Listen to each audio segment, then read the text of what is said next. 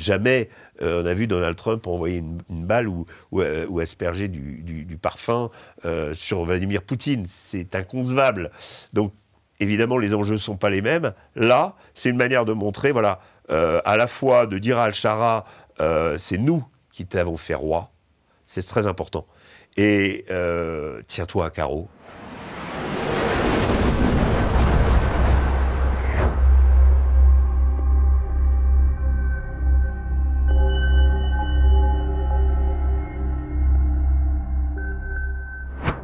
Bonjour Régis. Bonjour Aïcha. Régis, cette semaine, nous célébrions en France le triste anniversaire des 10 ans des attentats de Paris. Et dans le même temps, Donald Trump recevait en grande pompe Ahmed El-Shara, le président syrien, au pédigré, vous le savez, de djihadiste. Comment interprétez-vous sa venue? Alors, sa venue, c'est la suite logique d'une opération, on va dire, de communication autour du personnage, où on lui pardonne ses péchés parce qu'on le considère comme l'homme de la situation. Ce qui me laisse à penser que si Bachar el-Assad avait, on va dire, répondu à la main tendue des Américains et avait en gros changé de camp, s'il avait laissé tomber les Russes et les Iraniens qui s'étaient rapprochés des Américains, il serait toujours au pouvoir. Là, il semble qu'un certain nombre d'acteurs dans la région, dont les Américains, mais je veux dire aussi les Turcs, les Israéliens, ont intérêt à miser sur Ahmad al-Shara, quitte à oublier effectivement ce passé de djihadisme, même si pour les victimes de ce même djihadisme, c'est profondément choquant de voir que quelqu'un qui a du sang sur les mains, du sang américain d'ailleurs, puisque à l'époque de la guerre en Irak, il était proche, il faisait partie des soldats d'Abu Musab al-Zarqawi, qui était le pire terroriste à l'époque.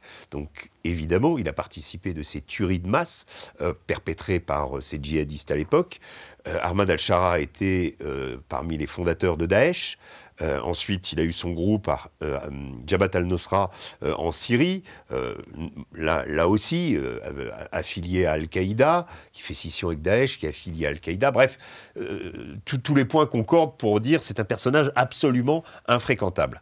Néanmoins, c'est celui sur qui, on va dire, les acteurs régionaux et internationaux ont misé pour renverser Bachar el-Assad. Et aujourd'hui, c'est sur lui qu'ils misent pour tenter de stabiliser la Syrie. Voilà, donc on le reçoit en grande pompe. En mai dernier, Donald Trump l'avait déjà reçu, l'avait déjà rencontré à l'occasion de sa visite au Moyen-Orient quand il était en Arabie Saoudite. Il a été présenté par le prince héritier Mohammed bin Salman. Depuis, Ahmad al-Shara est allé à Moscou. Donc en fait, tout le monde l'adoube en espérant que la situation en Syrie va se stabiliser et que finalement la Syrie va devenir une sorte de zone neutre qui conviendra aux Turcs, aux Israéliens. Je dirais que la Syrie est revenue dans le camp occidental et du coup on chouchoute Ahmad al-Shara pour ces raisons. Justement, Régis, est-ce que cette réhabilitation d'al-Shara s'ancre dans une vision plus globale des Occidentaux dans cette région du Moyen-Orient? Écoutez, oui.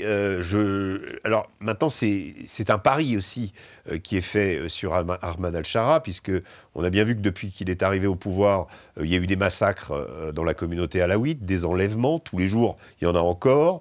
Il y a eu un début de guerre civile avec les Druzes à Soïda, au sud, et également dans le quartier druze de Damas.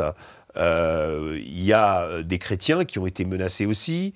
La vallée des chrétiens, il y a eu des incendies de villages, tout ça perpétré par des forces soi-disant incontrôlables qui seraient arrivées dans les bagages d'HTC, donc le groupe d'Ahmad al-Shara, Hayat Tahrir al-Sham.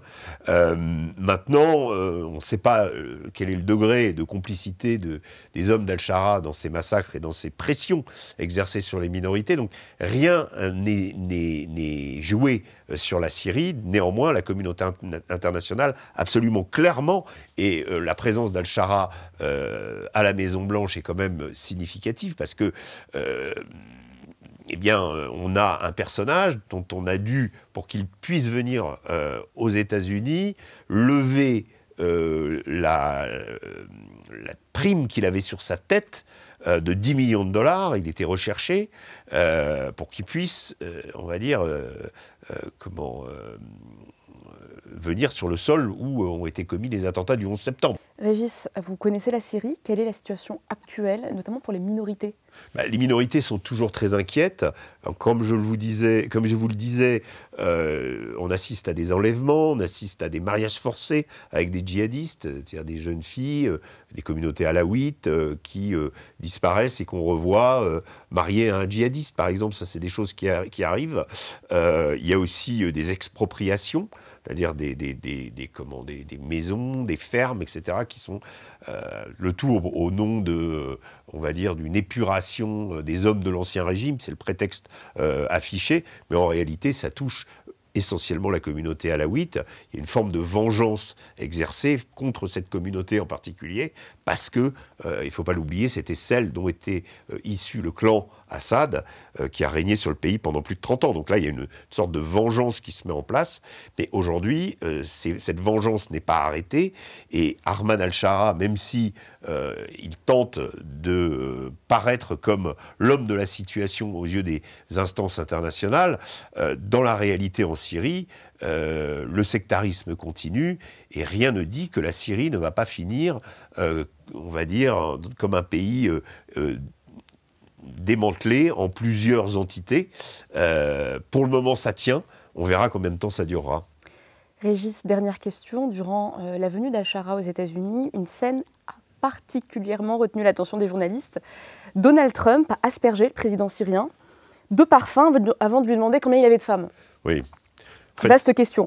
Et j'imagine qu'il ne se serait pas permis de tels agissements devant un Xi Jinping ou devant un Vladimir Poutine. Oui, évidemment, c'est significatif. Alors, Donald Trump fait souvent visiter à la Maison-Blanche une pièce à part où il a son merchandising, ses goodies, on va dire, les casquettes Trump, il y en a même une, je crois que c'est Trump pour la prochaine élection présidentielle, bon, alors qu'il n'a pas le droit théoriquement de se représenter, mais bon, c'est pas grave, il laisse planer le doute, et puis il y a un certain nombre de choses, dont des parfums. Ça, c'est intéressant parce que c'est un trait typique de Trump. Trump a été, dans les années 90, on l'oublie souvent, ce milliardaire qui a prospéré en mettant son nom, en faisant de son nom une marque. Et à l'époque, qu'est-ce qu'il a fait ? Il a fait de la vodka Trump, il a évidemment du parfum, et donc tout ça, il en est très fier. C'est le businessman qui a réussi. C'est très important pour lui. Alors effectivement, il va donner un certain nombre de cadeaux, et il fait visiter cette pièce où il y a ces cadeaux, et là, il teste le parfum. Alors, c'est du typique Trump, teste le parfum, regarde, on sent bien que Al-Shara est un peu surpris, il prend des jets de parfum, et puis il dit, celui-là, ça sera pour votre femme. Et puis là, Trump dit, au fait, combien en avez-vous ? L'autre dit, une. Ah, avec vous, sous-entendu, avec des gens comme vous, on ne sait jamais trop bien. Bon, mais il n'y a pas eu que ça. Et après, je vais en venir sur la signification de cette attitude. On a vu Ahmad al-Shara jouer au basket, typique américain, c'est on prend un panier de basket, on tape la balle, et puis... mais ça, autant en France, on va dire le basket est plutôt un sport de jeunes, c'est pas la classe politique qui le fait. Aux États-Unis, si. Combien de fois n'a-t-on vu Barack Obama, entre deux meetings, en train de taper la balle par terre et de marquer des paniers ? Là, on a vu Al-Shara en train de jouer au basket. Visiblement, il a l'air de savoir y jouer. Son ministre des Affaires étrangères aussi. Et puis, deux hautes autorités américaines, dont le patron du CENTCOM, c'est-à-dire celui qui est le militaire américain responsable de toutes les opérations extérieures des États-Unis, donc on va dire une haute puissance, quelqu'un qui a traqué Ahmad al-Shara à l'époque.